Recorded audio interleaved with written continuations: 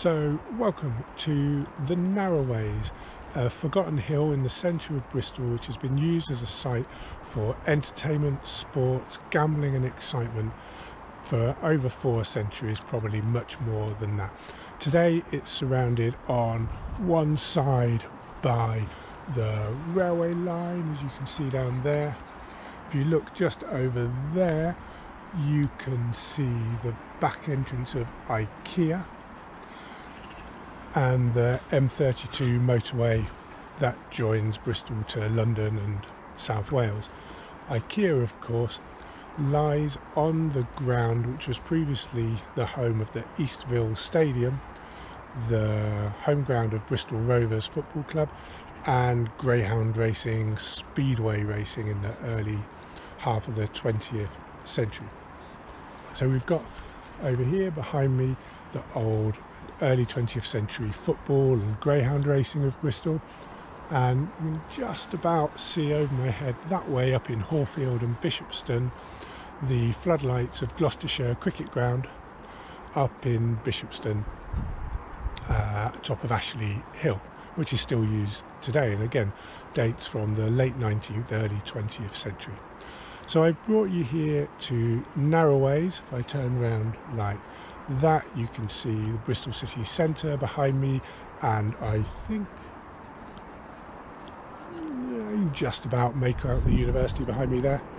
So I brought you here to Narrowways precisely because it's a historic place of community, of gathering, of games and entertainment. So here in the 18th century the circus would come, and on feast days or holidays working people would come together with their supposed betters to play together, to dance together, to drink and be merry. And those games in the 18th century might have included cockfighting or bear baiting, they might have watched gymnastics, they might have watched prize fighting or boxing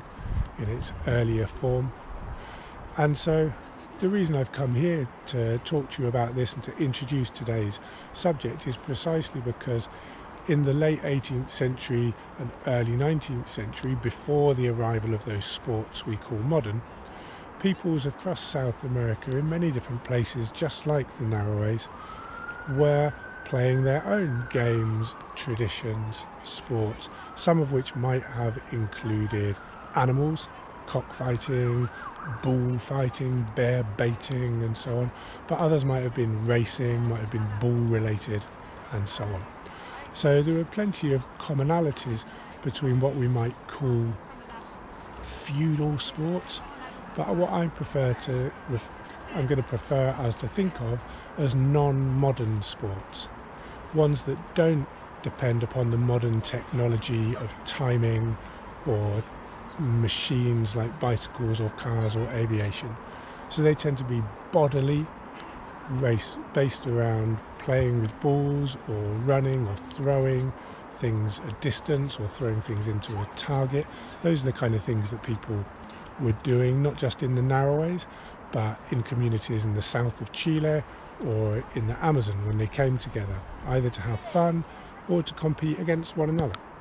So one of the points of looking this week at cockfighting, bullfighting, horse racing is to think, well, what's different about those from the other activities that we more commonly think of as sports, and what do the existence of those things or the lack of existence of them tell us about South American history.